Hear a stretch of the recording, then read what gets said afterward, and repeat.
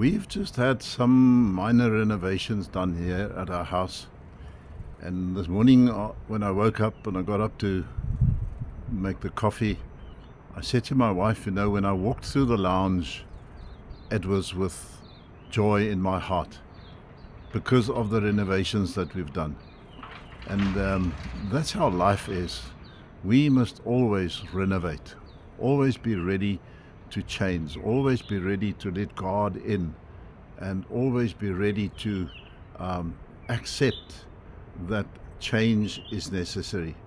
We have to change our lifestyle, we have to change our spiritual attitude to suit the will of God and not the will of ourselves. God bless you today. Have a wonderful day, and remember, God loves you very much, and I love you too.